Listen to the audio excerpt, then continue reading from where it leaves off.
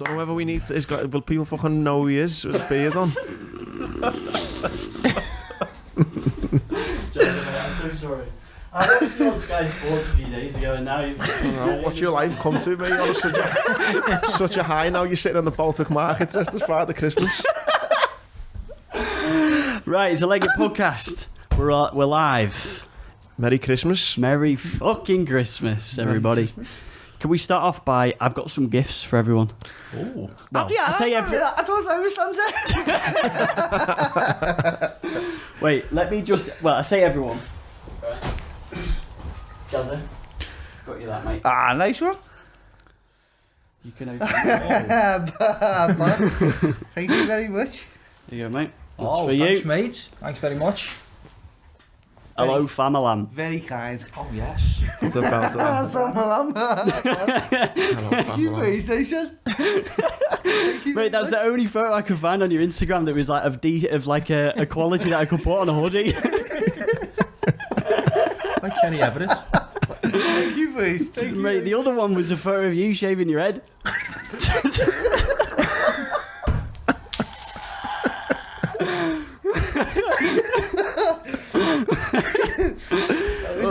That was a dark time.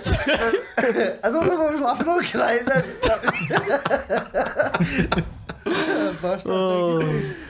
Right, well, listen, this is a Boxing Day special. Obviously, back from Jazza's fight. Jazza, we've had you on now 4 times. 4 times, yeah. 4 times. Mine PT. Second time. Second time. Yeah. So total of 6 times. Yeah. In total. So I think we just wanted to talk about your fight, Jazza. We wanted to talk about, in combination with the Mind PT, breaking it down, that sort of thing. I must say that when I watched your fight, mate, I had to drive to Heathrow the next day. Fucking hell, I don't know what it is. I usually don't get that nervous, but for some reason, I think I've said this every single time I watch you fight. For some reason, I get so nervous, and I'm not even fighting. Yeah. Do you know what I mean? I know the feeling. It's not nice, is it? Because you're powerless, aren't you, when you're watching it? Yeah. I'm a friend of myself, and I think, oh, fucking hell, I just wish they weren't fighting. I'm backing out for them, do you know what I mean? Wish this weren't happening. Yeah. Can't see out of these glasses, though. Mate, you need to take that off as well, mate. You can take the beard off. The lenses are so strong. Just in case it's muffled, Jazza, take the beard off. Sweating. It is warm, isn't it? These costumes, Jesus Christ. So, mate, what was fight camp like then for you?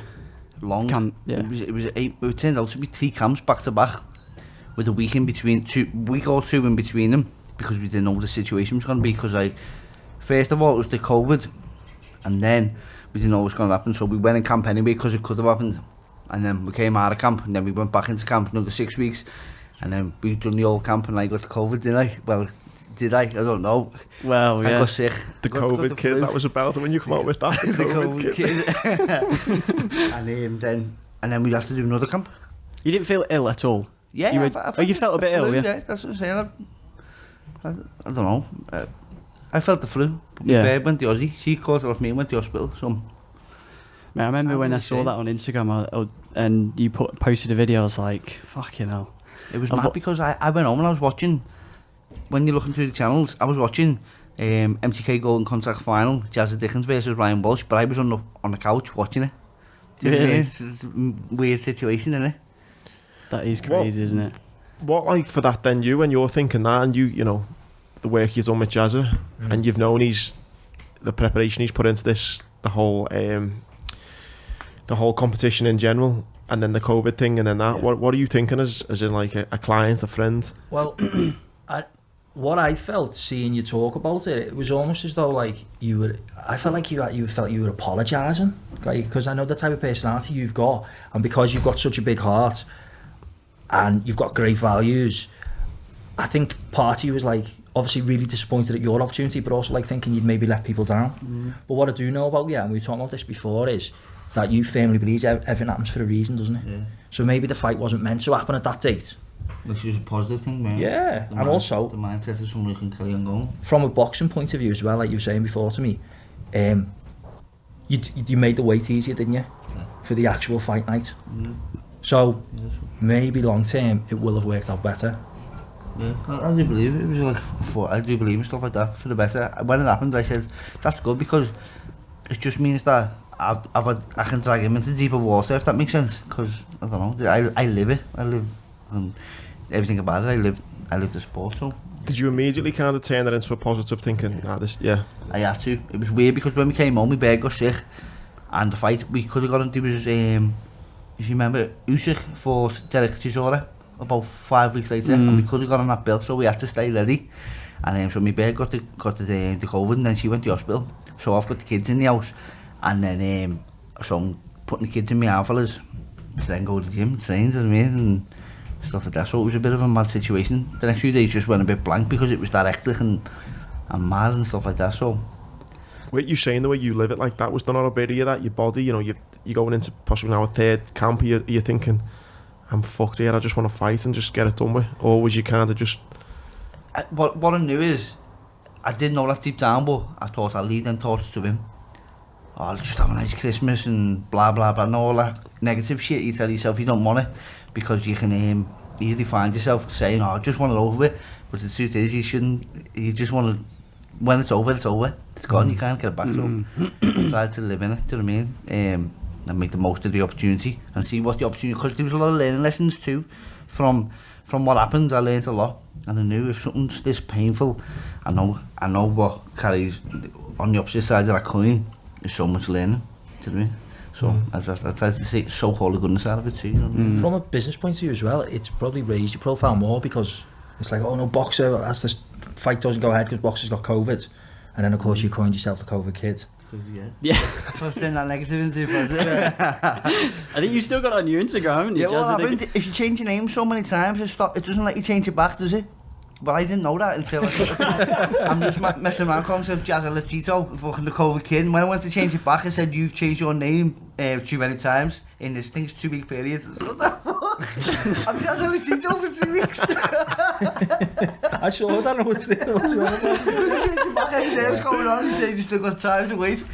Mate, what does it look like from your perspective then? So leading up to a fight, or where do you come in with Jazza? Like, do you come in at the camp, or what does that look like for you? Well, Jazza's, like, every fight that comes to me is quite unique, and with Jazza, the way our sort of relationship started was just basically me messaging one saying, like, do you want to come and do some sessions? But when he come in, it was more of Jazza's like really, really focused, and one of the great things about yourself is he's very humble, isn't he? And you work hard, and you've got your work ethic, and you know what you need to do. So the things that we did, which you won't mind me talking about, were more about him experiencing the depth of his mind and taking him places in his mind.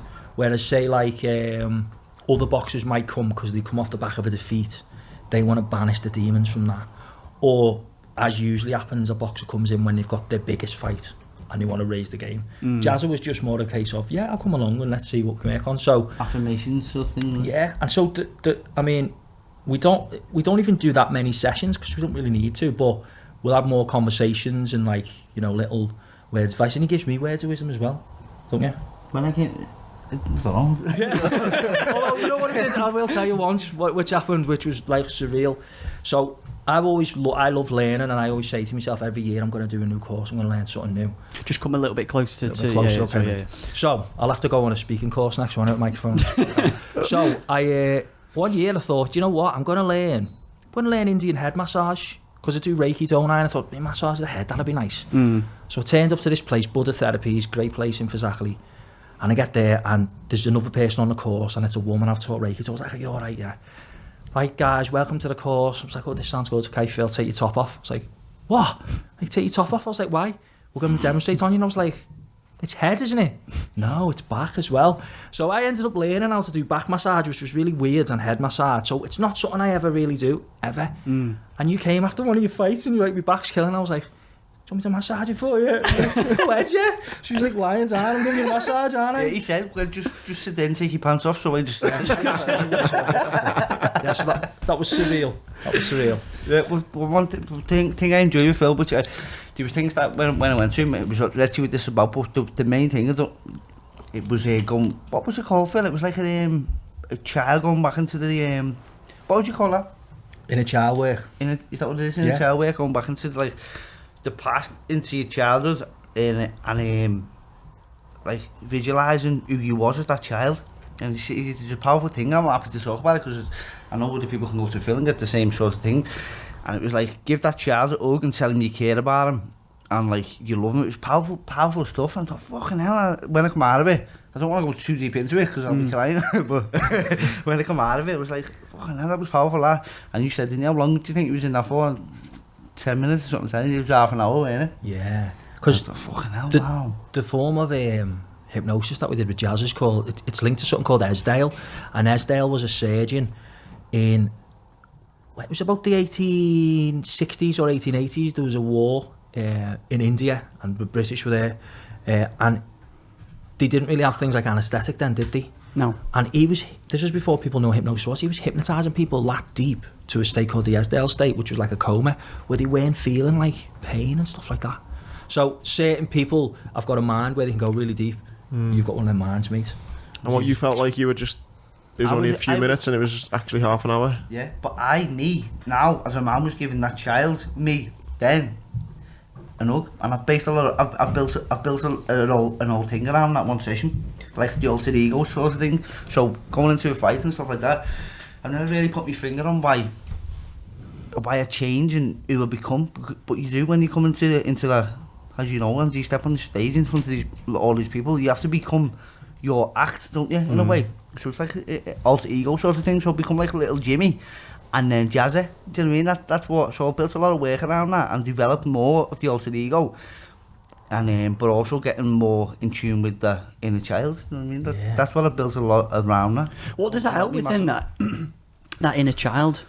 So like, are you thinking, right, so Tom Wickstead, go back to when I'm 8 years old, like, am I trying to tell myself something, or what I generally what I'd say is that generally I just take people to a place in the mind, and then the way I do hypnosis is maybe a bit different than the way other people do hypnosis, because one of the key things is rapport. So like, you've got to have confidence, because you're sitting there and I'm saying all this stuff and you're probably thinking, wow, what's going on? I'm on a beach or I'm in a park or whatever. But the way I exude confidence in it, you go along with it. So then I just get to a point and go like, and now there's a small boy in front of you and you recognise him and it's you. Got my voice on, haven't I? Yeah, it's a good voice. Oh, it's a sexy voice. It's your inner child. Give him a hug. Give him all the love in the world. So basically, you're like, because a lot of us have trauma as young children or young adults, don't we? And I think something in our minds stops then, and we lose a bit of innocence. So when you meet your inner child, it's a chance for you to... Sorry. Okay. Wardrobe malfunction, fucking hell, Jazza. It's, hope there's no kids watching this, they'll be gutted, won't they? I know, yeah. What Santa Maria looks like. Yeah, so when you meet your inner child, it's sort of a chance, and if you've got children, it's even more pertinent, because you know the feeling, you know, we're all dads here, aren't we? So you're giving yourself a hug, you're giving yourself a bit of love. But quite often what I'll say is, and let your inner child tell you what they want you to hear. Because think how fearless we were as kids, and how much fun we used to have as kids, and we lose that with, like, you know, the constraints of society, don't we? Yeah, so, I wonder why we do lose that. It's strange, isn't it?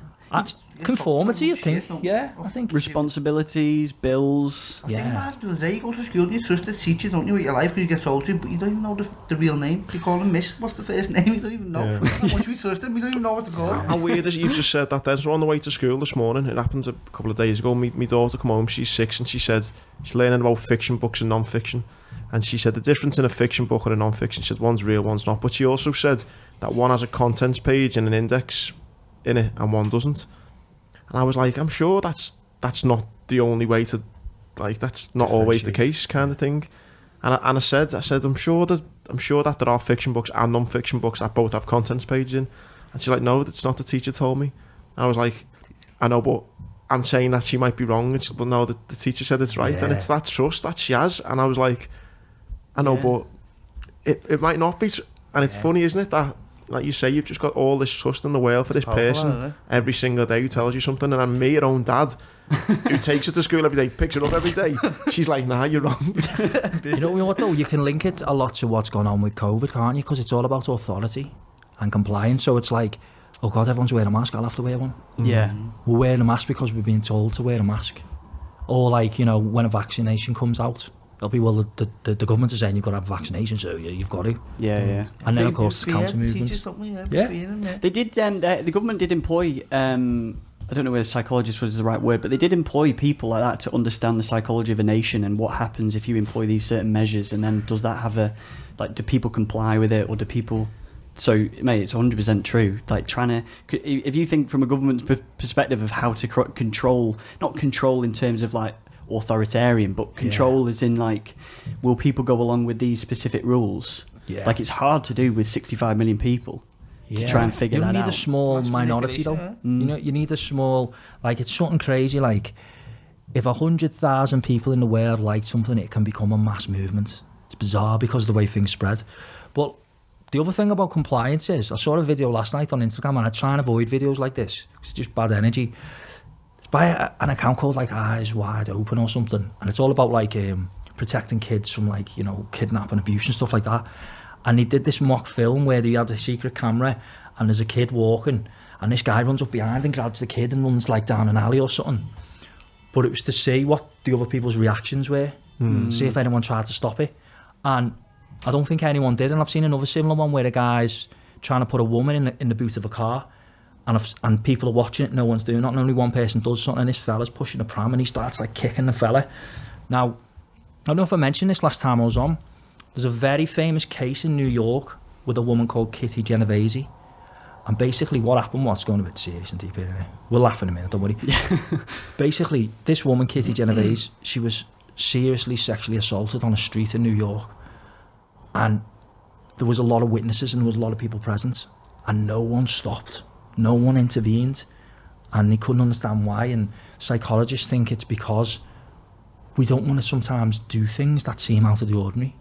So, for example, say you start choking now, you're not doing anything to help him, you're not doing anything, well, I'm not doing anything to help you, because I look a bit stupid. And it happened to me once, like to an extent, whereby I was out with my dad when I was about 18, and it was around August bank holiday, and we were walking from town trying to get a taxi, and we were not far from by your Alfellas, so we were by the university, and this fella was running with a bag. And this policewoman was chasing him. He's obviously robbed a bag. Now, when you're like that age, I love a bit of action. I was like, yeah, I'll take him down. I couldn't move. I was like, I couldn't really move. And it was like, why isn't my body moving? Wasn't afraid or not. And I wanted to. I'll enjoy it. I'll catch him. But, so it's crazy sometimes what happens to the body. But going back to that dead quick, hopefully it never happens to anyone watching. But if you ever are a victim of like an assault or something that's happening, so say like I'm in the street walking out of here and, you know, in my elf costume, and a few like local tearaways start like beating me up, and Jazza's not around to help me. If I saw you, if I say something specific about you, you're more likely to help. So say you've got like a red jumper on, yeah, you in the red jumper, call the police. You're more likely to then. Yeah, it's bizarre. That is weird, isn't it? Yeah. Hopefully I'm not going to get jumped on the way out, but if I I do. suppose that's the same in dysfunctional families, isn't it? Everyone knows what's going on, but no one will say nothing because they're stepping out of their character and their line. So Yeah, it's a good point. Yeah, and same with there's a crowd mentality, isn't there? You know, if you that's why a lot of when people are in riots as a group, they do things that they normally would never do because they've got that anonymity. I can't fucking say the word. Anonymity. Yeah, that's it. Of being able to hide behind a crowd, even though, like, Darren Brown did something with that crowd mentality, and where someone came onto the stage and people were shouting things that, like, they then interviewed and said, why did you shout? Like, they focused on people, and they were shouting things that, like, they were saying all sorts of awful things to this guy.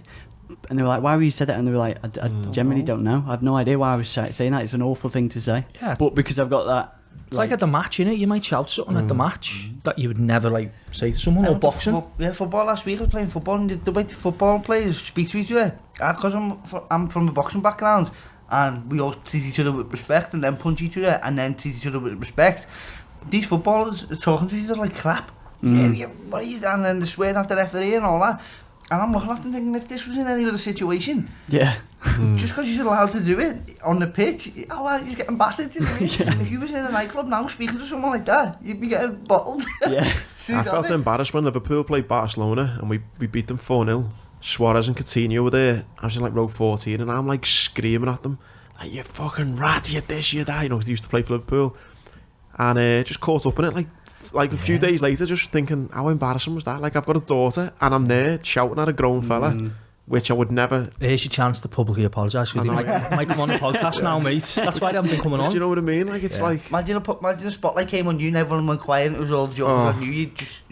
You would cower, yeah. I think that's sometimes why it's... I wouldn't say easy, it's such a kind of touchy subject, but that's why, you know, racism sometimes at the match or something. I mean, thankfully at Anfield, I've never ever heard it, but I can imagine if someone did shout something racist, it'd maybe take a bigger person to stand up and go, actually, fucking shut up, do you know what I mean? Don't be saying that. Yeah. Because again, the easy thing to do is just put your head down, and it's kind of like, well, it wasn't me, so... Yeah, you're safe in the crowd, aren't you? Yeah. I've seen it for years, I've always seen it. Like, you see this fella ringside, he's always there at every fight. He's got a blazer on, hasn't he? And he's got this bear with him, and he just thinks he's the fighter. He's that invested in his ego. He thinks that everyone's looking at him, and he's there ringside. But he's laughing and joking. But whilst the fight's going on, he's not even watching the fight. He's just trying to look big, and he's always there. There's a few of them ringside. And if he was in the street, if he was walking down the street and two fellas started fighting, just like these two boxers are, he'd be in shock. He'd be looking at it, he'd be watching, he wouldn't know what to do. Yeah. Because he feels safe ringside. Yeah. He's always there. You know what I mean? You watch the ringside, they're not even watching the fight, but if it was in the street, they wouldn't take that. They couldn't take their eyes off him. Isn't it funny how society moulds us to be these people? Like, I always think as well, you know, you talk about kids and the fearless. At what age do you get to where... I remember when you were a kid, you'd go, I'd climb that tree or I'll jump off that wall. At what age do you get to where you go, ooh, it's a bit fucking high there. I'm not jumping off that. Well, you have something in your brain called the critical factor, or the reticulated activating system, and that only really strengthens from the age of 9 to about 13, 14. So that's why, like, my 3 lads at the minute, so they're 3, 5 and 6, I spend most of my time with them going through, they'll ask me list after list of people, can you beat him in a fight, can you beat him in a fight, can you beat The Rock in a fight? I've taught them about Macho Man, can you beat Macho Man in a fight? Can you beat Mike Tyson? And they believe that because their critical factor isn't strengthened.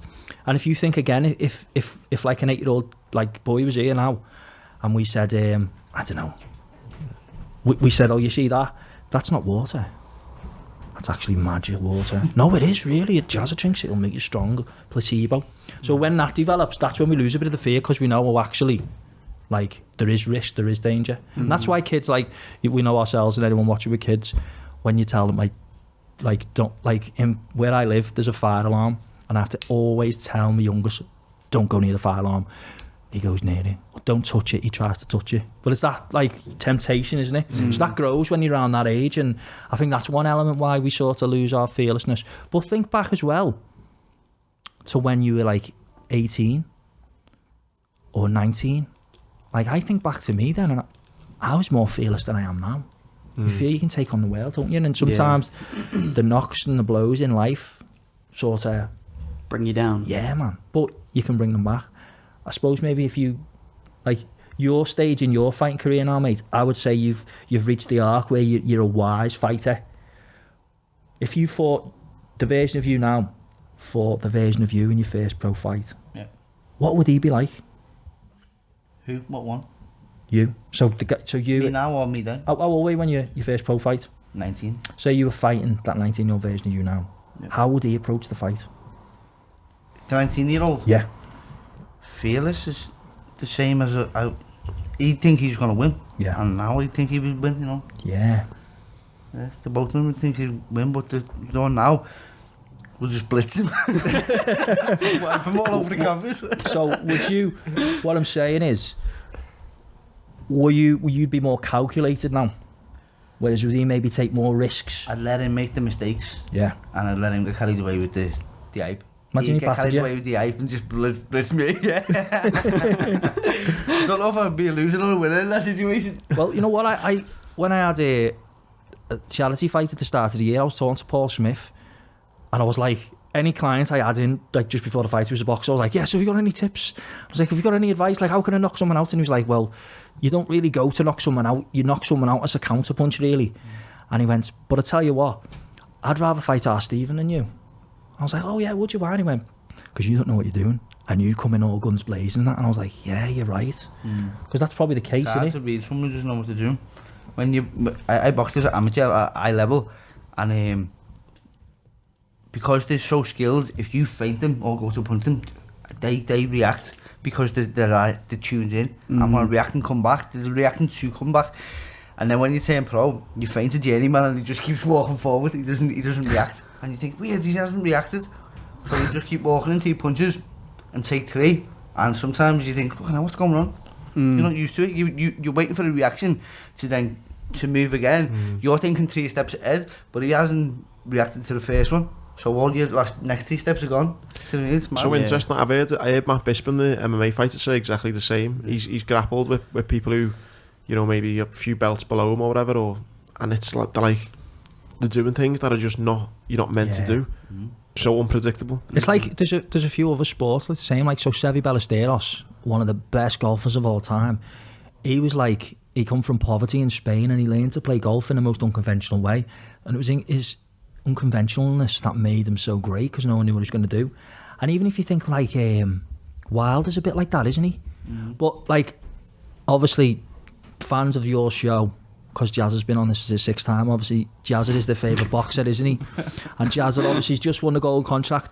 Did you know though, Jazza's ducked out of a fight because I offered him a straighten in the ring. He's made up some excuse. So instead, I'm running a London Marathon for a charity called Smile Train, and it's for kids born with cleft palates, and you've got to raise a certain amount of money. So I had this crazy idea of, will people sponsor me to have like an exhibition fight against the pro boxer? So I thought, I'll ask Jazza, and he was like you said, he can't do it because obviously, you know, he's pro licensed now. So I'm fighting Tony Moran, like former champion, 6'6", in the end of February. 6'1". 6'1". Yeah. So I'm saying all this about like, I'm going to be doing the same when I fight him, rushing in. So if anyone wants to sponsor me, or anyone wants to come be ringside, there'll be more details. When's that? It's going to be the end of Feb, possibly in Envy. You know, COVID permitting and stuff like that. And obviously, he's, you know, it's not going to be a real fight for Tony, and he's a nice guy anyway, isn't he? He'd be good to have on a podcast as well. Yeah. So it's going to just be like an exhibition, you know what I mean? Not what he said to me. Isn't it? Mate, what did you know, with that visualization then? So I think when we first, so the last time we had you on was just before everything went into lockdown. Yeah. I remember there was a clip, I think I remember. But not pie story, was it? No. It could have been. There was a clip anyway about something to do with Tom Hanks and get involved with fucking COVID or. Oh yeah. But mate, when I remember you saying, or you said something on the lines of, like, I know I'm going to be world champion, and I know I'm going to get the gold contract as such. Yeah. And it just like, it starts so early on, doesn't it? Of just thinking in your mind. Yep. Visualising that belt, lifting that belt up, you in that jacket, the red jacket, just in the middle of the ring, the ref lifting your eye, like, it starts that early. It's incredible, mate. Remember the Banoffee pie story? Yeah. I think it was the first time we came on. This time, I visualised going in there, and I visualised the arena. I'd never been to the arena. I visualised the arena. I visualised where my dad would be standing when I got my arm raised. So when I went into the arena, I'd visualised it so many times, and as I get my arm raised at the end, I know what side of the ring I'm standing on, and I know where my alpha is, where I look at him. And when I went into the arena, there was it was called a green zone, for the COVID, and so any fans you did have there, they could stand in this area. Specific area, yeah. And so in my visualisation, this would have to be in this corner for me to turn to him, yeah. And when I went in there in the arena, I'd never seen the arena, I just looked for the green zone and looked in the corner where I visualised, and that's exactly where he'd be standing, in the green zone, do you know what I mean? And as soon as I went in there, I said, right, that's where my alpha is going to be. I visualised it. I knew it would be there. I wasn't surprised because I'd already seen it. And as it all played out, my arm got raised. I repeated the words that I'd raise my hands every morning on the hills with the belt getting put on me. The referee opened my hand and then turned to my dad, and it was just exactly how I'd seen it, you know what I mean? And I was listening to something the other night. I think it might have been Bob Proctor about you. Is it coincidence if you've seen this thing so many times in your mind, but it hasn't happened, and then it does happen? Is that coincidence or is that visualization? Because no one knows because it hasn't happened yet. You know? That's powerful, that, isn't it? How it's worked out like that. Yeah, and people probably say that's all shit, but the CIA did a study called the Gateway Study, which it can't be fully verified what happened, but they believe that thoughts, you create a holographic field around you, And if you think of things in a certain way, so the way you're doing that every morning, you're like, there's a thing called Hebb's Law, cells that fire together, wire together. Your brain is actively believing that. And it's strengthening that belief. Bringing it into existence. Yeah. And you're putting out the energies, because there is an energy field around us all, isn't there? So maybe you're putting that out to influence stuff. But yeah, if anyone wants to look it up, it's called the CIA Gateway Experiment, and it talks about using transcendental meditation and hypnosis. And what it basically does, in your brain, you've got the left side of your brain, which is logic, and the right side's creativity. And hypnosis and transcendental meditation, they sort of preoccupy the left side so that the right side can sort of... But yeah, it's fascinating, and you know, I think what's key as well, because we spoke about this previously, mate, and I tell this to all fighters, it's important, as well as manifesting the victory, it's manifesting what to do when you're in the trenches. Not specifically thinking all the time about getting hit in the face, but thinking about, well, how will I retaliate when we go when I'm on the ropes? Well, I was doing that, and I thought, hang on a minute, take a step back. You're not going to be in the centres, you're going to box your head off. Nice, and mate, I went that far, and I brought me pen. So I went out one day to get this pen. So it's got to be a good pen, because if you sign a contract, the golden contract, I'm going to need a pen. You know what I mean? So I went out to get a pen, and I set me all day around. I think it was my day off, my Sunday. So I'm walking over the grass to get to my car, and there was a pen in the grass. The pen I'd lost. It was a pen my sponsor sent me with t-shirts. I don't know why he sent me the pen, but it's got a sponsor on it. Tony Doors, sponsor plug there, Tony Doors. So I picked the pen up and I said, I don't even need to go out now, I've got my pen. This is the pen I'm going to sign my contract with. And put it in my bag. So when I'm leaving for me, I've got my ball protector, I've got my shorts, I've got my boots, my pen, where's my pen? Because there was this confidence. And there's interviews after this saying, I'll whip my pen out. Oh, mate, I saw the photo of you. Yeah. I think, mate, that was massive, that, mate. Like, do you think the other guy would have brought a pen with him? Do you know what I mean? Obviously, he never. Otherwise, he'd have signed it. I think that is massive. That, mate, and you joke, you can joke and go, well, you know, it doesn't guarantee you're going to win the fight. But the fact that you had that in your head, the confidence to go, I'm bringing my own pen. This is the pen I'm signing the contract with. When I win it, I think that's like bulletproof in my eyes. Do you know what I mean? That's fucking strong. The week before the week leading up to my fight, my bedroom, the camp, my jail cell, my camp where I live in the camp, the windowsill was full of cards, well done cards, well done on your win, well done on your future, signed Little Jimmy. So the boy to the man, thank you for bringing this into existence, Little Jimmy. And all these cards, well done cards, was written by me. Sounds mad, but this is my visualization. I'm not strong and I'm going to win. I'm writing myself well done cards as a visualization. Wow. You would never have thought that. That is crazy. Which they're not, like, does it ever, and it's doubt, doesn't it? But honestly, does it ever not, do you ever think sometimes when you're in that jail cell as such, and you're thinking to, like, does doubt ever creep in? In the mind of a doubter, but in the mind of a strong man, it doesn't. I mean, I see how, like, what I see now, this interview's like, this way in my Lord's talking, by the way. Just start lying, making things up. I knew it. So all these, like, things now, I've already visualised on being so busy and manifesting more goodness and big sponsors and world title fights. I wrote down, I write every week. I have a log. I told you tonight last time. I write everything I've read. I have done for the last 11 years. So I write down weekly goals, because I don't believe that it's pointless to write. I want to be world champion, because that word "want" is a very bad word. It's a negative word, isn't it? Because when you want, you haven't got. So I am world champion, but that's my end goal. But what I say, what I need to achieve this week.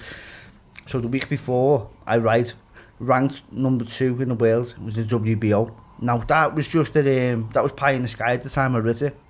The week later, it was like, oh look, and now I'm ranked number 2 in the world with the WBO. You know what I mean? So like everything you can, if you believe it. It takes such a strong mind, that though, to not even like let an ounce of doubt in. Like, it's very powerful, that, I think. It's not. It's simple, though, isn't it? It's simple steps, because it's only repeated. It's anything you repeat becomes your thoughts. Repetition's the mother of success. And anything you believe becomes your thoughts. So if you wear your pin saying, you're a cunt, you're a cunt, you're a cunt. Next minute, I'm a cunt, you know what I mean? But if you say, I love you, I love you, I love you. I'm loved, you know what I mean? Or like, I'm going to do this. I am world champion, I am world champion, I am world champion. There's going to be a future interview, because I'll keep repeating that till I am. Nah, I am now. I'll be world champion. Yeah. So it's just repetition of thoughts. What's so interesting, what you touched on there, Phil, as well, is that it's that not just visualising the success, it's visualising how you're going to feel in various moments. And one time, which I never done this, and I'm a big, like the world record that I broke out, that was all visualisation. When I ran a marathon a few years later, it was just running a marathon. It wasn't like a big, it wasn't as important as the world record, so I didn't go into the visualisation and prepare as much as you should have. And I found it fascinating to think that, I'd done the mileage, I was ready for the race, and when I got to mile 20, I'd never ran further than 18 miles. So I get to mile 20, and the marathon's a weird distance because you think, fucking hell, I ran 20 miles, but yeah, you've still got 6 to go. And the mind, the tricks it plays on you, I was fucking making every excuse. I think we've mentioned it on the podcast, and I was saying, like, if I just smack my prosthetic leg against this wall and it breaks, then there's my excuse. And you're just making every excuse up so you can. And it's funny, isn't it, how you can prepare to say, I can visualise myself at the finish line, but you're going to visualise what it's going to feel like when it hurts, when when you're cramping up, when you all of that. I think that's important as well. Does it like what I'm loving at the minute is there's a lot of people getting more interested in spirituality. And in science, there's a lot of scientists, especially in the quantum physics area, which are starting to look and see parallels between ancient spiritual beliefs and modern quantum physics breakthroughs. And one of them is this belief that, so the way there's the data cloud. So, say my battery dies and I need to sign into Gmail, I could use your phone, it goes up to the cloud. There's a belief of this thing called Christ consciousness. And it's like this data cloud of energy that you can feed into and that you can pull down. So I sometimes think, like, have you ever been in an environment with people where you're having a conversation and you're talking about ideas or something, and you say something and they go, oh, that was a good idea, and you think, fucking hell, it was, wasn't it? Where did that come from? But likewise, you're running and you're a determined guy, you've set out to finish this marathon, and then you're getting these words, these ideas in your head. So what I sometimes think is, what if that flash of inspiration isn't from me, it's from this energy around me? What if that thought isn't yours? What if it's come from somewhere else? And I think that's vital to know, because one of the key things I've been doing a lot lately with clients is telling them to have dialogue with the thoughts. So for example, if we go back to that, you could stop, and you probably did do this, and you could say, like, and I'm going to swear, you could say, like, oh, fuck off. Why would I do that? Or a positive idea comes into your head, and the dialogue could be, that was good, what other positive ideas have you got? So I think if you talk to your mind in that way, it's very powerful, especially. And one thing to add with Law of Attraction and Jazza is the difference between what you do and people who just write a cheque for £2 million and stick it on the fridge, or have a vision board with, like, a picture of a house and a car and stuff, is he's setting it in his brain. And then you're not then going to Mackey's and chilling on the couch watching The Sopranos or whatever. You're getting out there, you're putting the action in. Law of attraction, action. When you were saying there, the notes, I read, I had a dollar. I don't know where the dollar come from, because I've never been to America at this point, and I read the exact pace that I got paid for my world title fight on that dollar 8 years before it. Yeah. So once I did it, flipped the dollar over and then read $1 million. Do you know what I mean? Yeah. So I've got the same dollar, but it's one half it's achieved, and so that tells me I can do the other half, Oh, that's cool. Jim Carrey did that, didn't he? He put was it a cheque or something he'd written on his fridge? Yeah. And then he actually did Liar, wasn't it? He got the job for Liar, it was that amount. Here's the thing with money and Law of Attraction, right? You need to, anything you want to manifest, I believe, you have to work out what it'll mean when you've achieved that. So if I just put, I want to be rich, well, number one, it's not specific, it's not measurable. What is rich to me? And number two, say I want 250 grand. Well, I then should think about, well, if I had 250 grand, I could invest X amount in my business and I can see that change. I could buy this car or whatever. So it's important to put something to it like that, I find. Tie it to purpose too, what I can do for people. Yeah, definitely. Yeah. Definitely. But, how strange is this? So, you think about an affirmation. You think about building a vision board. Yeah. Arguably, this is modern witchcraft. Law of attraction is like modern witchcraft. And witchcraft, by the way, isn't necessarily a bad thing. Because even if you look at some of the things that, like, the church do, turning, the body of Christ, the wine represents his blood, the prayer, the incense, the frankincense. a lot of the things in our society are based on ancient religions like paganism and stuff like that, such as the date of festivals and things like that. And if you go back even further, if you look at like the Egyptian religion, there's so many parallels between that and Judaism and Christianity. So where I'm getting at with this is another conversation Jazz and I had before, which was about like, so I believe in God. I know, do you believe in God?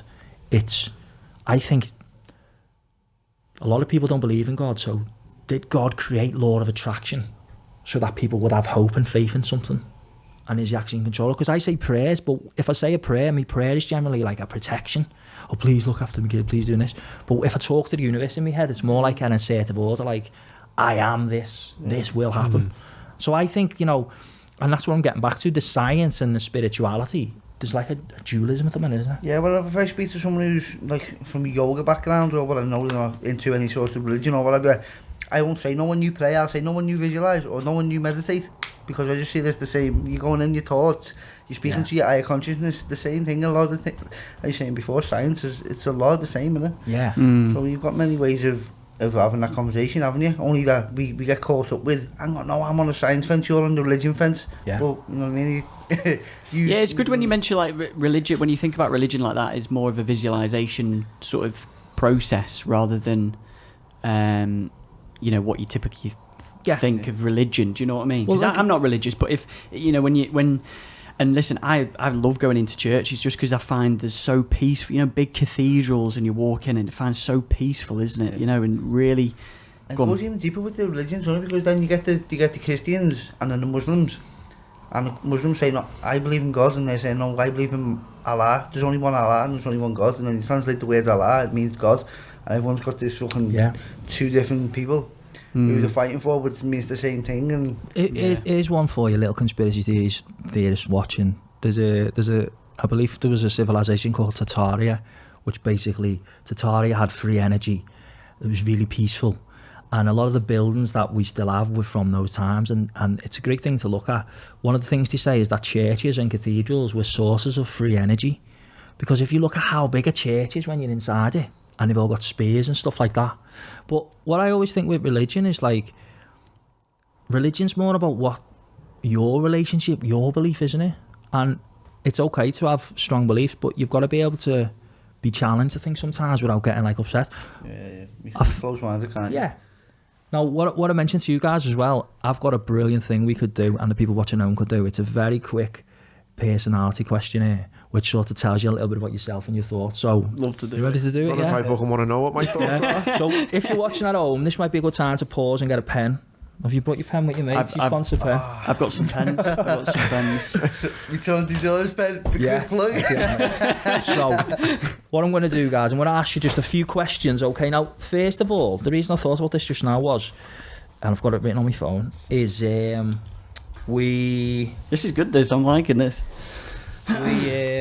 Visualization. A lot of people think they can't visualize. So, when I've got a client in front of me, I don't say visualize, I say bring to mind.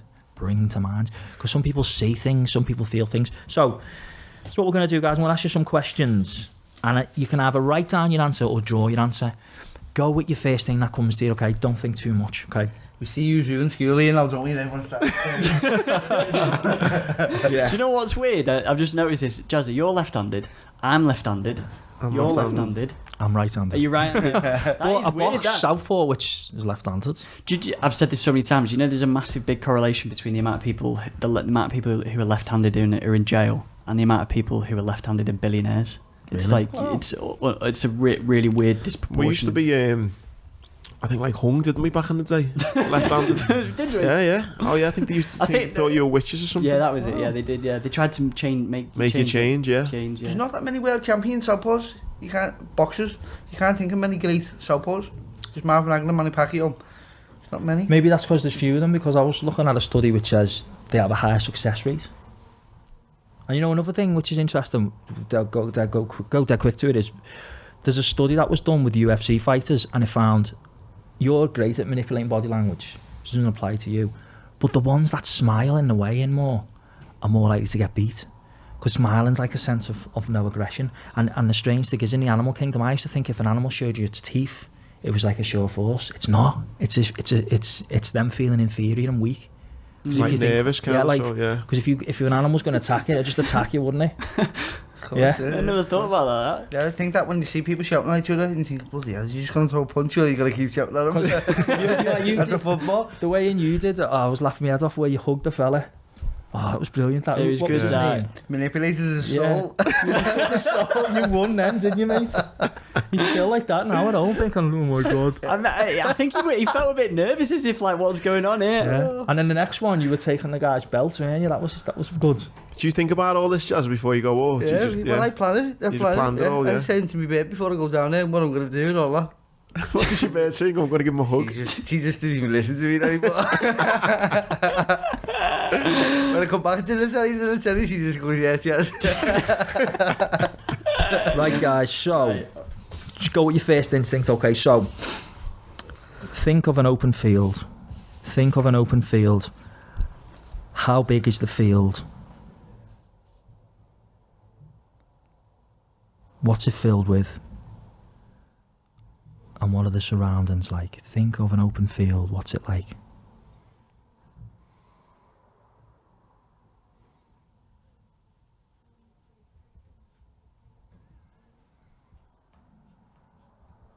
Don't think too long, just think of an open field, okay? Next up, think of a cube.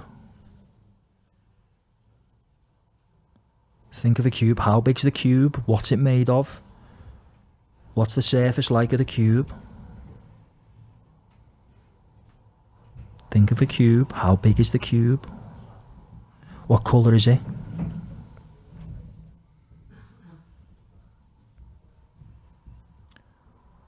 And whereabouts in the field is the cube? Okay. Well done. Keep going. Number three. I'll go through these all at the end. Number 3. Think of a ladder.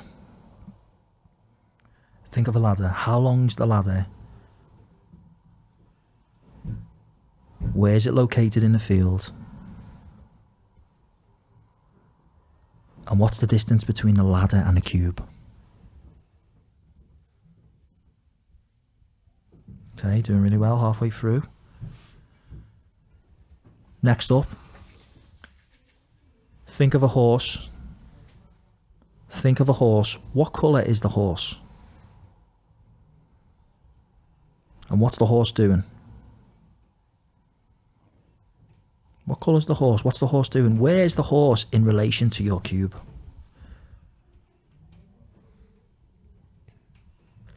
Okay, number 5.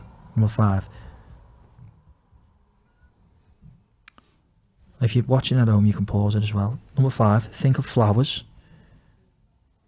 Where are the flowers in your field and how many are there? Where are the flowers in your field and how many are there?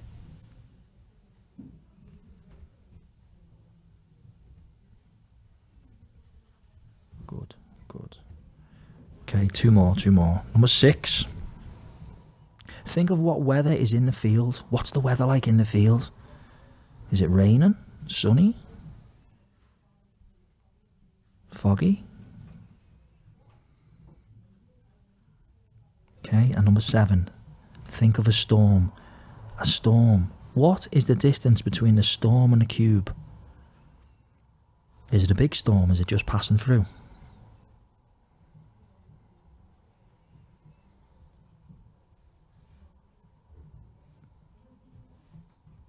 Okay, so just to recap, you're thinking of an open field. How big's the field? What's it filled with? You're thinking of a cube. How big's the cube? What's it made of? The colour, the surface. Think of a ladder. How long is it? Where is it? Think of a horse, the colour, what it's doing, where it is in relation to the cube. Think of flowers. How many are there? Think of the weather, and then think of a storm. Okay, cool. So this essentially, it's from Japan, and it's about how your personality works. Now, always remember, if you ever see something called a personality test, it shouldn't be called that, because you can't pass or fail with your own personality, can you? It's more like a questionnaire and inventory. So I'm going to go through and tell you what they all mean. So the field. Can you remember all yours? You saying think of it? Is it right? I'm thinking we thinking of it. I've got Rain Man here, he should remember everything. You can watch it back on Boxing Day, mate, and do it again. Did you say think? Yeah, I was like thinking, right? You never said right though, did you? I was thinking, wow, his brain is good, isn't it? Depends what you said, just think. All right. Fucking hell. Right, so the field. Oh, Jazza. Sorry, please. I've got it in my head though. We'll do it again another time, mate. The field represents your mind, okay? The field represents your mind. It's your representation of your knowledge of the world. So, what was your field like? What was yours like, Andy? Mine was like Buckley Hill, like just a big football field, kind of just big, open, wide, expansive. Grassy? Yeah, grassy with the odd goalpost in and just a big open field. Okay, so that means you're feeling optimistic. Grassy and healthy, optimistic. What was yours like, Tom? I put like a huge field with big trees around the border. Okay, so yeah, so the size of the field obviously is your knowledge. Can you remember what yours was like? Mine was the field what we used to play on as kids behind our school, me and my mates, football field. What was the grass like on it? Pitch, footy pitch, yeah. Good, okay. So if you got, and again, it doesn't matter what your answers are, anyone watching this, if it's dry and dead, it means you're feeling pessimistic. If it's grassy and healthy, optimistic. And if it's well trimmed, you're feeling analytical and cautious. Okay? The cube. So, Tom, your cube, tell us about your cube. I put Rubik's Cube with different colours in the middle of the field. Okay, mate. It's not that answer before. Right, see left hand. All right, well, listen. The cube basically represents you. Cube represents you. The size of the cube is your ego. Does anyone have a big cube? I had a Rubik's Cube. Mine was like a life-size. Mine was a glass cube, like a life-size one. Okay, so glass. Like and what I'll do, I'll send you the link of this and you Yeah, can mate, I'll be interested send in it that. out. All right, so What does it mean where it was centred? The cube? centered. Where it was? Mine was on the left. Where was it? Doesn't mean anything like It doesn't really say that, mate. But if it's glass or transparent, it means to let other people know how you feel on the inside. That So you've got sounds true, transparent yeah. feelings, yeah. But it could also mean that you let external elements affect you. It's probably also Yeah. true, yeah. Okay. If anyone, I mean, just a few little highlights. If anyone had a bumpy cube, it means you've got a tendency to criticise others in an attempt to make them feel inferior to you. If your cube was blue, it means you're intelligent. What colour was yours? Oh, it was mixed colours, wasn't yeah, it? mixed, Yeah. yeah. If it's white, you're kind, independent. Okay, so again, there's more answers which we'll send out. The next question then, the ladder. So the ladder represents two aspects of your life. It represents your goals and your friendships. So, did anyone have a long ladder? No, I put 10 steps. 10 steps on the ladder. Okay. Exactly next to the Rubik's Cube. So that indicates that from a goal point of view, you're pragmatic, you set small, like, reachable goals. Would you say that's right? Yeah, probably, Yeah. yeah, I'd say that's right, yeah. And where was it in relation to the cube? Was it near it or Exactly far away? right next to it. So it means you're putting maximum effort and focus into your goals. Was your ladder like? Mine was like a big, long, scruffy ladder, like a wooden one. Yeah. And it was leaning against the fence. It was nowhere near them. It was like leaning against the fence. It's the only place to put it because I couldn't see it standing up on its own. So you know what this actually says, which might contradict what we know about you, is that well, it means two things. One, it might mean that you could put even more belief in your goals, even more. I think the fact that it's wooden shows because how humble you are, because you're a humble person, aren't you? You're very grounded. You know, unlike some people and some boxers who are very brash. If it's far away though, it might also mean that you have a bit of a hard time opening up to people. Maybe you try and solve everything in your head. Yeah. Do I feel? You didn't write it down, I don't know. What about your ladder, mate? Like just a normal kind of 10-12 foot standard ladder, metal one, and it was just lying on the floor, not directly next to the cube, but not like a million miles away, maybe like, 10, 15 metres away. So that indicates then that you've got a strong bond with your friends. Strong bond, maybe a small number of close friends, but a strong bond with them. Yeah, it's a small number, yeah, really close, yeah. Okay, the horse represents your ideal partner. Okay, what was everyone's horse doing? I just put, it's a brown horse looking directly at the Rubik's Cube. Okay. Oh, mine was having a little run around, mine was. Just Was having it? a little gallop around. Yeah. Okay, so big black stallion just having a little, yeah. just jogging about a bit. Okay, so that means then your ideal... What's going on after there now? Right. Black, your ideal partner is dominant, seductive and sophisticated. Okay? Yeah, no, I think that I need someone to be, like to put me in my place. Yeah. Okay. And if it's the horse is running about, it means your ideal partner will respect your space and give you alone time, which you need at times. Nah, that's not... I'm needy. I need someone to be on me all the time. Brown, you prize comfort and reliability. I was like, what do they call it? Ponies? The Shetland ponies? The little small one. Between the cube and the ladder. On Blackpool Beach. Just standing there, yeah. Just being. I was actually thinking, what the fuck that horse doing on that funny bit. She isn't watching this, mate.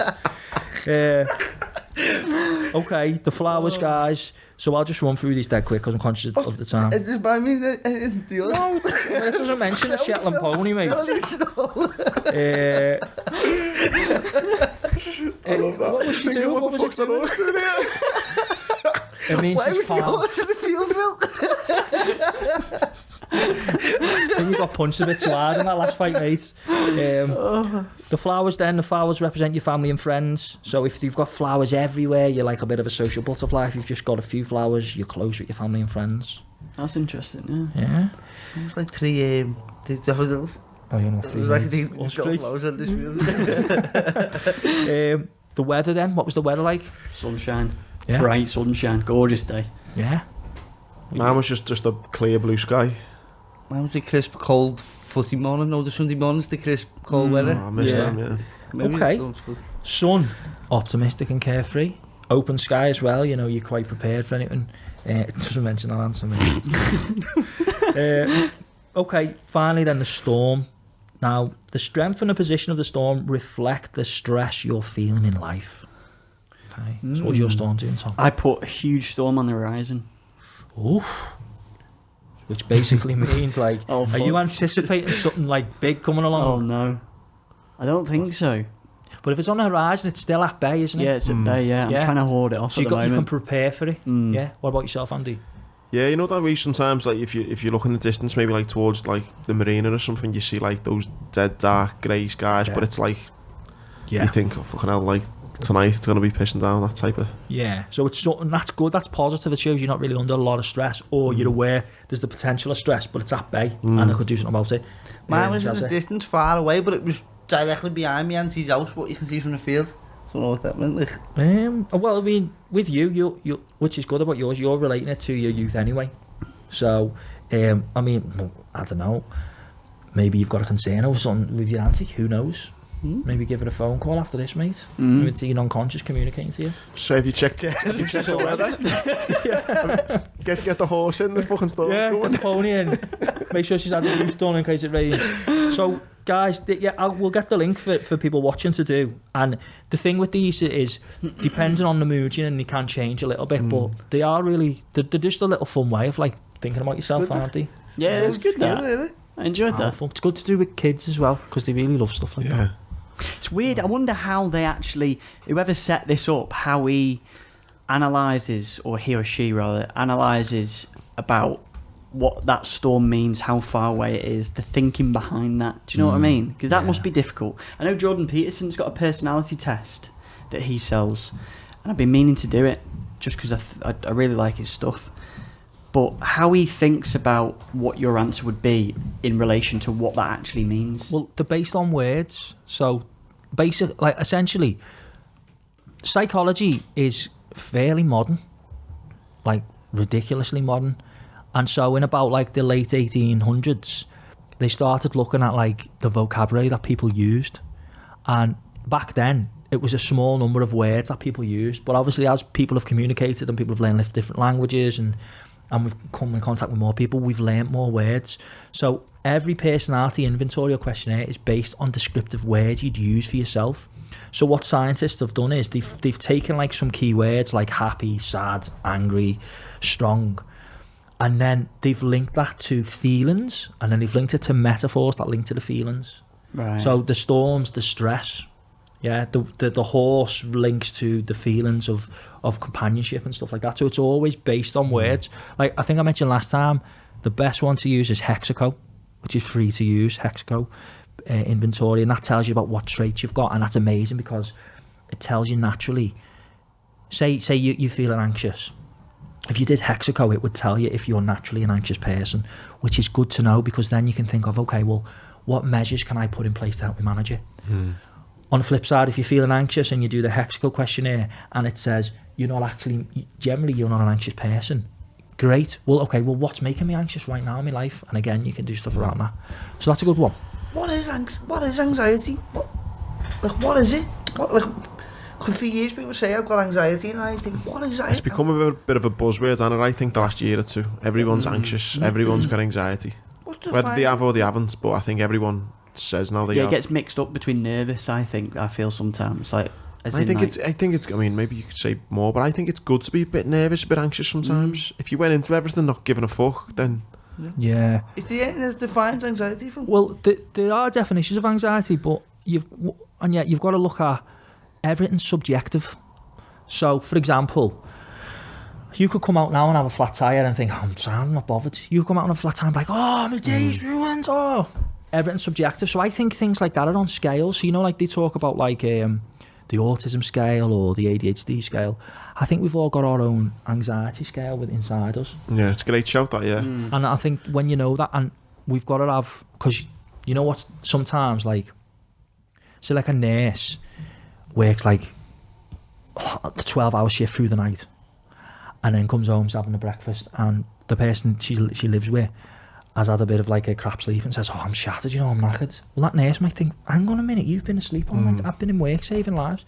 It's subjective, isn't it? So I think it's important sometimes that we remember everyone's idea of anxiety is different. Yeah. But I do also agree that it has become a bit of a go-to word for people. And maybe that's like because people don't understand what it is. So maybe like people like me, I've got a job educating people of what anxiety is. And because I'll be honest, I had a panic attack in the past before I knew really about all this, and I didn't know what was happening to me. I thought I was having a heart attack. I've heard that before, yeah. Yeah, I've had one before. I've said this so many times. I think we talked about it, didn't we? I had one in Malaysia. Yeah. The plane, wasn't it?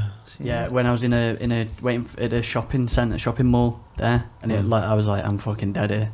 Yeah. It was the most, I can't even explain it. But the thing, honestly, it blew my mind. I was, I literally, like you just said, I'm having a fucking heart. Can I just say one thing as well, totally unrelated, but it's really important because this probably saved my son's life. My youngest son, Joe, he's always swallowing things. He swallowed a screw once.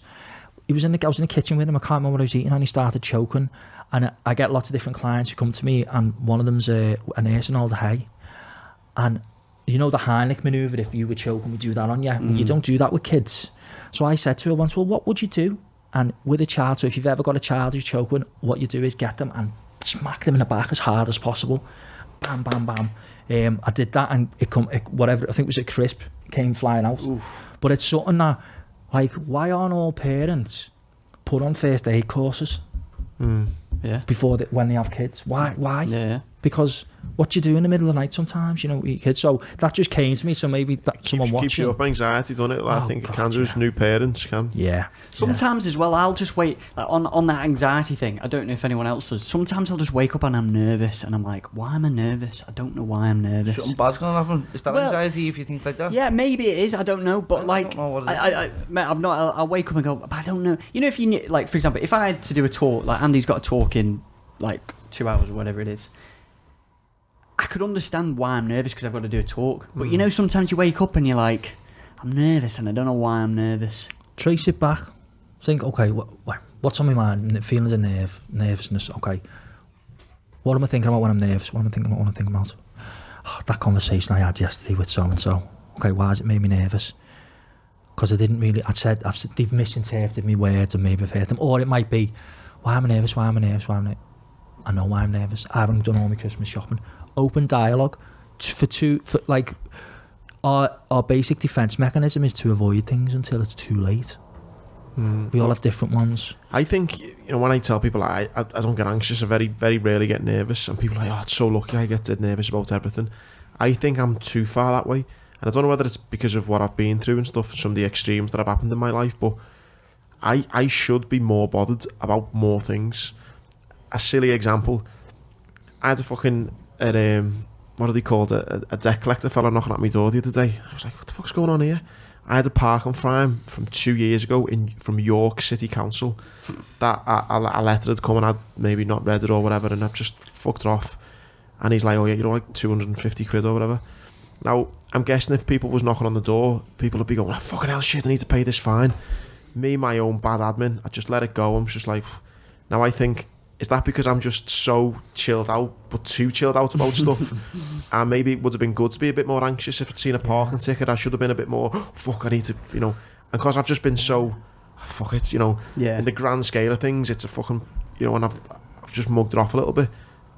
And I think I'm too, I wish I was a little bit more anxious, do you know what I mean? There may be a reason for that though, because if you think about like what happened to you, and also, you know, things that happened to you in your teenage years, maybe that emotion was too strong for you to endure.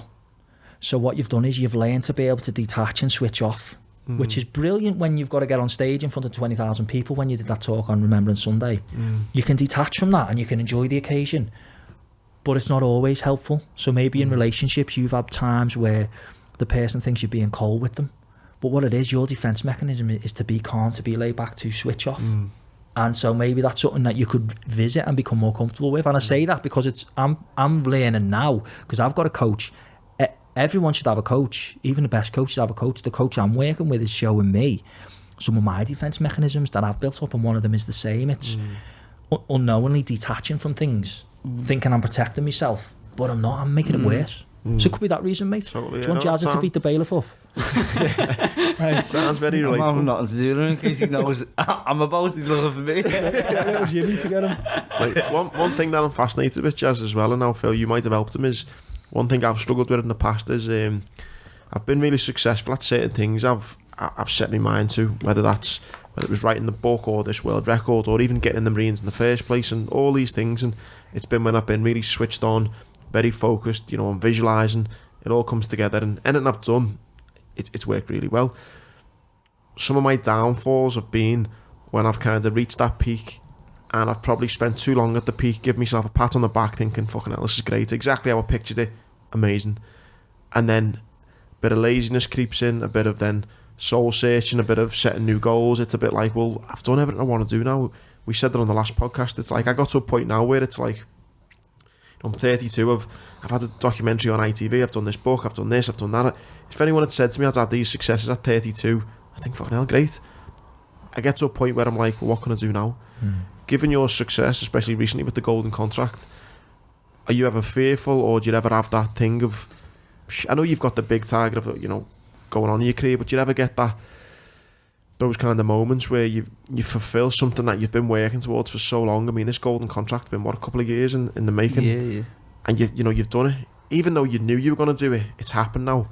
Do you get those lulls where you're like, oh, fucking hell, what next? It's you know, it's Monday morning and you're like, well, I don't really need to go on the run today, or I don't really need, it's, how do you deal with that? Just, I crack up, I go around the bend. I'm up at 6 in the morning, and I'll have to, I put the kids in bed, with my bed, and then I go for a run. That's the only way I know how to do it is physical and prayers. They're the ways I've learned. But I've also learned, like, recently, is that I get to a mountaintop, and I don't like the pressure. I don't like the pressure of, like, people messaging me. I close up because everyone's saying well done, and you don't feel like you deserve that praise. So I know a lot of people go through this by speaking to people, so we just shut down and I say, oh, nice one, I'll see you all next fight, you know what I mean? But I'm scared to overcome that barrier, cross that bridge, to say, no, I have to live with this. If you're going to live successful, but don't be touching success and then scaring yourself back into normality, safety, failure, you know what I mean? So I think it's easy to achieve something if you believe you can do it, but if you don't believe you can do it, how then do you achieve it? Because we don't know how, because we've never done it. So that's what I'm going through, like, in that situation. So I've just buried my head in that past. I've buried my head. Just, that's it, buried my head. Ate too much food. Comforted myself on other things around me. Just that may be anything, but I think it's tougher, isn't it, mate, to It's hard success. I found it harder when you've achieved success. I think getting the success when you're focused, you're determined, you've got this plan, this routine, the people around you, everything's focused on this goal. I found that the enjoyable bit, the exciting bit. Everything you've said, mate, it's, you know, you're far more successful than me in that sense, but everything that you've said and described is how I've felt every time I've done something. Yeah. This then pressure of then having to act a certain way because you're on the top of the mountain, or to be a certain way, and I've found that sometimes the most difficult time. And it's like trying to then reset goals that are going to excite you as well. That's the other thing I've found is getting myself excited about stuff. Once you've done what you've done, it's like, fucking hell, it's like... You can blag it to be what the world sees successful, can't you? Yeah. Maybe I'll fill a void by getting this nice car because then the world will see me success. Yeah. But it's lies, innit? It's not real sort of thing. Or... How many people that you guys grew up with are billionaires? None. How many? No. How many millionaires? None, I don't think. Through their own actions. Grew up with? Yeah. Okay, so none, yeah. I'm not saying money's everything, because it's not, but it helps a lot. We're from an environment, and most people watching us from an environment where success isn't easily accessible. So therefore, what we do sometimes is, when we attain a bit of success, when we lose a bit of weight, when we get a little bit fitter, when we win a few fights, when we make some achievements, etc., something kicks in our brain which maybe says, well, no, you don't deserve this. So you know what, I'm going to make you fuck up. I'm going to make you do something to fall off. I'm going to get sloppy with my paperwork. I'm going to eat too much. I'm going to start drinking, whatever. I'm going to sabotage myself, because we're conditioned from an early age, and especially if you went to a religious school, and I think I mentioned this before as well, where, money is seen as the root of all evil. And, which is ironic, because a lot of churches could then wield hunger, probably the Vatican, if it sold all its gold and stuff like that. So where I'm getting to it with this is, for you, it's finding something that sets your soul on fire, and a way to do that is explore, look into new interests. And you're really lucky, because you know a lot of diverse people who've achieved a lot, and I know you spend time with like Carragher, and you spend time with other people winners, because the company you keep helps you, doesn't it? And for yourself, Jazza, I think it's thinking, who's your, boxing wise, who's your biggest role model ever? Sonny Hand. Okay, so if he was in the situation you're in right now, and he's got people messaging him, would he just be like, "Yep, see you next fight," or would he be like engaging with them? Don't know. Sonny probably just see you next. Okay. What about famous boxers then, Ali or someone like that? Yeah. What would Ali do? Tyson, really. I would say you go around the bend. Okay, so if you think about, well, he's hard to work with today, Marvin isn't he? Bloody hell. He fucked off into the distance when Well, you know what I was going to say before we had the costume on, the disguise? Floyd Patterson, very good heavyweight around the time of Muhammad Ali. He had such bad anxiety that he used to take a fake nose and glasses to fight with him, so that if he lost, he could just escape out. And if you watch some of his fights, I think even one of his fights, I think he fought Ali a couple of times, his first fight with Ali, he can't even look at him. He had such low self-belief. But where I'm getting to with you, Jazza, is this. Like, I think of Muhammad Ali, and Muhammad Ali would feel comfortable. He'd be out of his comfort zone. Yeah. And maybe it's because you're so humble. He would look comfortable. Maybe it's because you're so humble, mate, that you don't feel like you want praise. Possibly to the day, but after the fight, my bird said to me, "Jazz, I didn't understand that having this success feels this hard." And I said, I didn't. So we went to a coffee shop and wrote down what success means to you, positively and negatively. We both had a sheet of paper, and we wrote down our things. She had a lot of negative things on hers, and one of them big ones between us both was, the more successful we get, the more time I spend away from our family.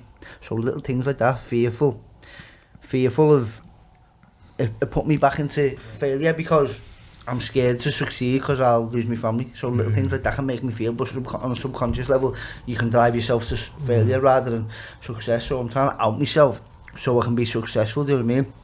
So we gathered what it means to us, and most of it was just lies and failure because we're scared to sort of step up. So what I said to myself, what I'm going to do is I'm going to create a calendar and be busy, face that success, and spend time with people like you. I'm going to go out today and get your perspective, and instead of sitting there on my own, going back into my own bubble, I'm going to fucking grow. You've got a great role model too to tap into, as it with Tony Bellew. Yeah. he's like a great person to talk about, because I've seen him talking about like his family, and like, you know, he won't agree to do certain things because he's time away from his family and stuff like that. Yeah, that is probably a big one, isn't it? Because if once you've obviously got the golden contract now, and you know, we're asking you for your time. I'm sure there's other people. Jazza, can we just grab? Do you mind like 5-10 minutes, just quick interview and things like that? Or do you mind jumping on Zoom and we can talk about that? Like, I imagine that must be hard. It's a pleasure because it's a dream come true, but it's also in the situation. This is my honest answer. Not because I don't want to be with you. It's because I want to be with my family. You know, we all know what that's like, don't we? You know what it's like. You leave an Albert and you're thinking, I've got to go to work now while my little girl's waiting for me to come home. All she wants is my time, and I've got to go and do this thing what we're supposed to do in the world and fucking find our way. We don't even know what, we're just winging it out. We're doing what the other people do.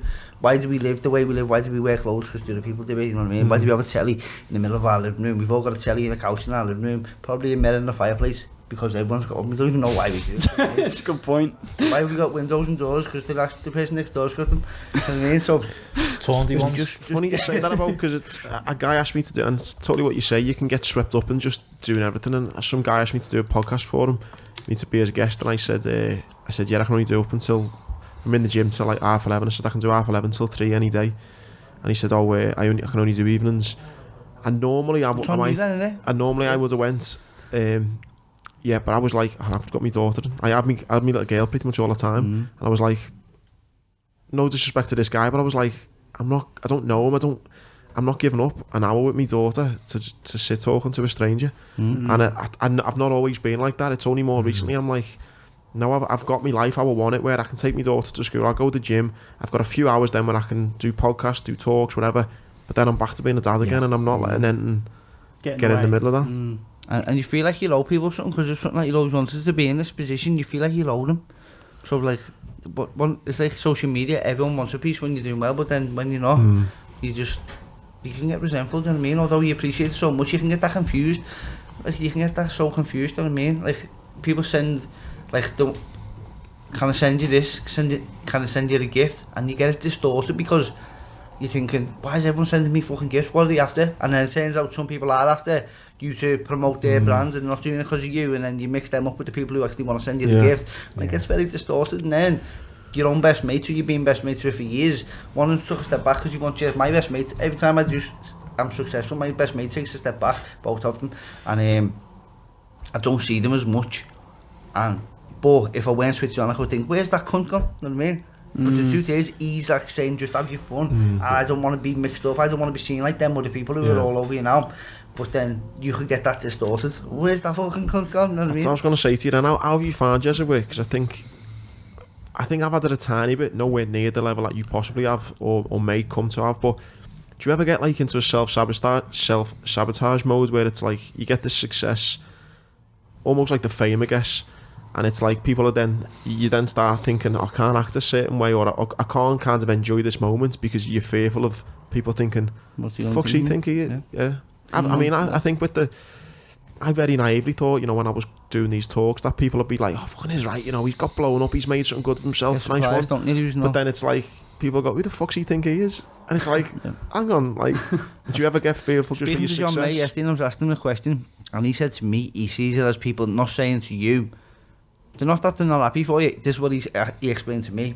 Yesterday I filled my day by going for the meeting with John, and I thought I'll get his perspective, and that's how I'm going to fill my day with. And he said to me, it's not that people aren't happy for you, and they're not actually, they're just fearful for themselves, and they're saying to you, no, you get back in your position so I feel comfortable. Do you know what I mean? So they're actually hating on you, they don't want you to fail, but you just don't want to feel like Dave inferior. They've dropped down, It's all madness, isn't it? It is. I do find that mad, and to an extent where I've sometimes knocked things back, or opportunities that probably would have been good for me, because I've thought, I don't want anyone to think I'm getting above. You've got to do you, man. You've got to think of who the most important person in your life is, Albert, and as much as possible, not give a shit about what others think, and just go and fucking flow with it. And I always think though, for the little bits of I've experienced it, like the people you deal with, your clients and Jazza, where you are now and where you're going, I do think it's mad, because I always think not that I'm fucking, you know, no one famous, but I do feel I've experienced it, like a 1% of it, and I just always think, what would it be like to be actually It famous? makes you appreciate the Anthony Joshuas of the world, doesn't it? Oh, To man. say, wow, the weight he's carrying, the weight that Tony Bellew was carrying, all these people, world champions, footballers, the weight they're carrying, and Yeah. you don't give them the credit. No. How these people could easily just say, you know what, this is looking too heavy at any minute, but they get to going on to Mate, have businesses, create new businesses, fucking set their own family up, and like also take risks, and it's fucking It's like trolls, isn't it? powerful people. People who get Yeah. trolled, and it's the trolls wouldn't really say anything to the face, and what like, so you might get someone trolling you. What, they're trolling you because you've gone and you've worked really hard. When you get scared of them people, don't you? So you get scared to get to the level where you're getting trolled. But I changed it around, saying when you're doing well, you get nice messages, but when you're doing really, really, really well, you get the nasty messages. So when I only judge my success now by the nasty messages. Yeah. So when I get the nasty one, I always like I'm doing all right. So if anyone's watching and wants to send them a nasty message, How often is it though when I remember a couple of years ago is when Darren Till come on the scene and stuff, and I've met Darren Till once at a charity event, got a photo with him, that's it. I don't know him, don't claim to know him or nothing, and he might be a bellend, he might be the nicest person in the world, I don't know, I've never met him, but I was talking to some lad by mine, like knowing him forever, and I said, oh, it's fucking that Darren Till looks like he's fucking proper arrived on the scene here, and he went, oh yeah, I've heard you're a bit of a bellend. And I went, I don't know, I've never met him. He went, well, no, neither have I, but he's just meant to be a bit of a bellend. Now, that's the same as a Twitter troll, isn't it? Yeah. And I was like, but how do you not, like, I've never met him, I couldn't say whether he is or he isn't, but it's like... What he's saying there is, I've heard he's doing well. And that is it, the same, isn't it? That's Yeah, just the it non-social is, yeah. media way of going, oh yeah, he's a bit of a bellend. you know what it is? It's back to what we spoke about last time. It goes back to caveman times. In your own tribe, in your own band, you want to look successful, you want to be successful. But when there's someone who's a little bit different than you, it's the like, because in caveman, if they came against another tribe, they weren't mates, they were fighting each other and killing each other, weren't they? And that's why sometimes we can be like that, we can be prone to be like that with others. But you're right, if we take a step back, like you were saying about you at the match, shouting at Coutinho and Suarez, and what have they ultimately done? They're in a business, they've gone to work for another company for more money. Suarez left Liverpool and then went and won the treble. Yeah. He left Liverpool and he, for the right reasons, do you know what I mean? He was more successful. Because like they say, money changes people, and money doesn't change people. It just accentuates certain qualities in the personality, doesn't it? Yeah, if you're a bad person, it accentuates that. Yeah. So, and I think that's even more, and that great ties in again to, like, you know, you're feeling not lost, but what should I do next? And if you think about it, mate, you'll always have your close friends, and your close friends are like family. They'll always be there. They'll always support you. They don't need to be messaging all the time, and likewise. But then when you start operating in circles of people in similar positions, the likes of, you know, Carragher or whatever, who've got some similar experiences to you, and Jazza, that'll help you. Oh, mate, massively. Like when I speak to like Jazza, the podcast we've done, or like when I see like Karen in the gym and a few other lads who have maybe, you know, done things with their life and that, it is interesting speaking to people who've been through similar things or know it. Yeah. You probably think, like, you might have grew up and think, like, now you spend time with Carragher, you worry about what your mates think of you, who you went to school with, and you think, they'll call me better now because I'm doing what they would do. Jazz, I've had someone come up to me and go, I can't remember how it was a bit of a fight going on with something. It wasn't even nothing to do with me, and someone come over, I was trying to split it up, and someone come over and went, I've seen what happened there, like that lad deserves a slap or whatever. And I was like, to be honest, mate, I was just trying to split it up. And he's going, well, just leave it out. I know who you are, fucking thinking you're fucking the big man, mate, with Carragher. I was like, I've gone from trying to diffuse the situation to someone coming over to me having a go at me because I think I'm a big man because I go to the same gym as him. I was like, I don't know how that's happened there. What did he say to that? I was like, what the fuck is me being mates with him got to do with me trying to stop that fight? Bet you weren't And he's expecting that, the last thing is. What an insult that was. But yeah, I know what you mean, people. And honestly, mate, I've done things and I've thought, and you just know that people are going, and I like, he's only from fucking Bool. Who the fuck's he think he is going there or doing that? I'm not saying I'm successfully, by the way, but what I'm saying Oh, is no, the neither am I, spells but I've had. But you know what happens? Like Nas the rapper, he said in one of his songs, he can't fit in because he's not in the circle of being in the hood anymore, and he's not accepted in the circle of being in Hollywood. So it's like, and that can be difficult because you can lose your persona, you can lose yourself, and I think that's why you've always got to stay humble, you always got to stay grounded. At the end of the day, everyone wakes up in the morning, everyone goes to sleep, everyone's shit, everyone has to wipe their ass. We're all just humans, aren't we? What you're saying there about it, Naz, you do create a bubble, don't you? comfort bubble. So you get in your car and you go, this is my bubble, but it's all bollocks, innit? And like you think, I've got a nice house now, I've got this now, I've got that now, but it's just a bubble, innit? Yeah. Take it away, you are, you know? Exactly. Without your bubble, Yeah. pop it. And gone, it's a innit? challenge we all have, because even with myself, like at times, I'm so used to talking to people in a therapeutic way or in a coaching way that I could maybe sit with one of my mates and be like, how are you feeling? I'd be like, fucking hell, I don't know, you know. You don't know, yeah. I'll talk like the mind PT, yeah. I'm Phil great, how are swearing. you? Oh, because Yeah. he's... Yeah, it's interesting, that, isn't it? Do you Ooh. swear? No, I fucking don't. Jazza, are you know, you've obviously got this contract now. Is there an element of you, mate, that thinks, I can't say certain things, or I've got to be careful about how I come across, or does that ever creep in now? I know it's only been a few days, but... I try and play myself down so people don't think I'm a bellend and people don't dislike me. Trying to please people. Trying to please people who don't care for me for the same way as that the sponsorship deal I'm trying to attract doesn't care for me. Do you know what I mean? So it's a mad one of them. What do I say? I don't know, just fuck it, just play the game like everyone's playing on Instagram, or keep playing yourself down, or what do you do? I don't know. Do you know what I mean? I don't know. But I've also got to worry about my kids and how like they're gonna be treated. Do you know what I mean? You know what, mate? Imagine someone said to Albert like your dad thinks he's mates with Carragher because their dad said it. That's what you worry about, don't you? Things like that. I don't want my kids to be faced with your alpha lizard novice. Do you think, like... Although you're not allowed to swear in school. You could say it on the playground. Do you think your type of career, it's a case of maximise as much profit while I can? No. I've never grew up with money, so I don't value money that much. Maybe I should more. But I always think I can get a job doing anything. I'm not too proud to get a job. Yeah. I can always look after my family, but yeah, I'll do anything to look after my family. It doesn't matter what anyone thinks of me in that way.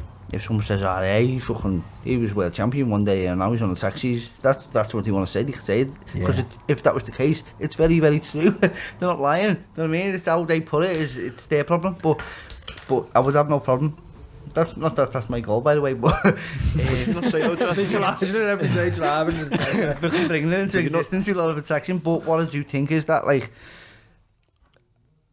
money can come and go, and my family be safe. But also, I only get one career. Yeah. And I'll never create a legacy by chasing the money. Do you know what I mean? In this golden contract, there was knockout bonuses, and I never thought about them once. Do you know what I mean? Yeah. But do you not get to a point though, Jazza, where the next couple of years are going to be really big, and it's like, it's one side I hate about boxing, but I understand it, and it's just like the shit talking to get the views, to get the, it's like, do you ever feel like you're saying your family's the most important thing? Do you ever think that you need to sacrifice a little bit of the kind of humble, nice Jazza that we all know and love to kind of get that bigger payday that's gonna... Do you ever find yourself battling that? Yeah, like when I turned professional, Tony Berry used to take me to Manchester with him to train where he was training at the time at Arnie Finals gym. So I knew he was just like the top guy, a nice person. The character that you see now, since he helps a lot of people in life, he always has, and I always seen that all along. So I knew that. So when he lost his titles, I said to him, "What changed? So why did you start approaching like the media so aggressive and all that, and you stopped giving a fuck about what people thought and that?" And he said, "Because I lost my belt, and when I did, my promoter at the time didn't want to know, so I had to do something to generate interest, and it worked perfect." And he went on to make millions and win world titles and all that. So he had the right idea, but with that came a lot of negativity from his own people, which must have hurt. So I do see what you mean. I do think about it. I think about it more when I'm not doing well, when the hard times are, and I think, I beat that cunt, I'll beat him now, and I'm not getting these opportunities. I get angry and resentful because I give so much to the boxing. But I have thought about it, but I think we'll just always be who we are. I don't know. I remember hating Bellew years ago when he'd turn up at a press conference and he'd go, "Lad, you're a rat, you're this." I was going, why is he speaking like that? Like and then you get older and you understand that it's there to sell tickets, he's this and that. But yeah, I always think for someone like yourself, and also Callum Smith comes into the same thing. Before he got this Canelo fight, I used to always think, why is he not getting that opportunities? I wish he'd call someone a cunt, or I wish he'd, Well, he has now, hasn't he? So he's proved that he's... the nice guys can get to the top as well. But I do always think that about you, to think, would you ever think about possibly, changing who you are for that? But then you'd probably get the haters going, he's fucking doing that for the money. Do you know what I mean? Yeah, You can't win, can you? In that situation, you can't win. I don't know. So you've got to put your what's most important to you, your kids. How can I be the best dad? By doing this and thinking this. That's the way I look at things. And there's more important things in dealing like money. You know what I mean? I'll get me world title. If you, for whatever the pace may be, I accept that. What I is- want promoters in that now, but that's you know, What is the kind of then next 12 months looking like then with regards to all that? world title fights. I've actually said to myself, fuck it. I have it in a way of fuck it. You know what I mean? Fuck it. Fuck what people think of me. Fuck what. I'm like worrying about what other people think on social media, which is just a big lie anyway. And stop putting yourself down as well. Stop underplaying it. You know what I mean? I was talking about the law of attraction note before, where I got paid for what I wrote on that note. I could have written anything on that note, can I? And I undervalued myself big time. Do you know what I mean? So I'm gonna stop undervaluing myself and achieve. I'm gonna be world champion within the next year. Mate, you've got a huge following as well. You know, huge support as well. You know, it's surprising that you undervalue yourself. Yeah. It doesn't go by them, or does it go how you feel? You know what I mean? Well, of course it does. Yeah, Always. of course. I won money on you, mate. John O'Carroll, when we had him on, he was like, get on. He's like, I'm sparring him. He's fucking good. I'm fucking, and like, I was like, no. I couldn't believe, mate. I was speaking to the lads in the gym. Joe Mack was saying, mate, how impressed he was with you and all that. Said to say hello, but mate, you were like the underdog in that tournament. You were the third favourite, wasn't you? Yeah. In the semis, I was the underdog, and in the final, I was the underdog. I was just laughing in the gym. I was just saying to George every morning, this is ours, George, on the hills. Arms in the air, running past him as I'm coming back down the hills. This is ours, George. For a year I was saying that. This is our tournament, George. Not this is our win. This is our quarter. This is our semi. This is our tournament, I believe, from day one, you know what I mean? And George, he just used to wink and smile, and we'd crack on. We knew we'd do it, you know what I mean? And It's what you want. You want to be underdog, like one of the laws of power. When you're weak, appear strong, but when you're strong, appear weak. Because then people, they're like, oh yeah, he's not that good anyway. We'll beat him, and then fucking hell, they get a surprise when the first punch lands. And you've got that nothing to lose mentality sometimes, haven't you? If you're the underdog, Yeah. big style. I think with you, Jazz, one thing, mate, since I remember before I got, like, we asked you to come on the pod the first time, I was a fan of yours from seeing you on the with the homeless stuff and in that years before. And one thing I've always admired about you, it's just this kind of, you're so comfortable with who you are. Do you know what I mean? And it's like not this kind of competing against, like we speak about it, Tom gets kind of into the mindset sometimes of like competing with the podcast or the podcast or views and stuff like that, where I think, and it's easy done for loads of people in society, but I think there's something really comforting about seeing someone who's just so comfortable in their own skin and just like, you know what, I want to do this, that's my goal, that what you want to do and what you want to say, like, and how you want to go about your business, you crack on. I'm doing this. I think there's so much to be admired in that. Thank you, man. I got dealt a good hand when I was born because I had two parents who loved me, and every day I was told, even now, my ma, love you son, have a nice day on the WhatsApp, do you know what I mean? She every day, even my dad, when I see him, it's like, I was lucky, I had a good hand, not everyone has that, you know, and I was very, very, very blessed to have two parents who believed in me. And I used to say to my dad, I don't know, you know, what I'm going to be. I want to be a footballer or a boxer. And he'd say, you can do both, son. At the time, I was young and naive. So what is it, like football Saturday and boxing on Sunday, and I don't worry about it, my athlete said I can, do you know what I mean? I was given this drive by my parents, so I'm very, very lucky to have, you know what I mean? Not everyone gets that, do they? No. A lot of people get a lot of money, or a lot of nothing. Fucking hell, been working with kids recently, and these kids in hostels and sad situation. I just realised how lucky I am, you know what I mean? I'm grateful for the hands I was dealt, because it could have been very, very different, you know? So true, mate. It's a special answer, mate. I think you've got to shoot, haven't you? I have. Do you want to cover anything else? You can crack on, feel free. No, I think it's what have we done now? An hour and a half. This is a perfect way to end, I think. Yeah. For a Xmas special. What did everyone have for Christmas dinner? Carbs.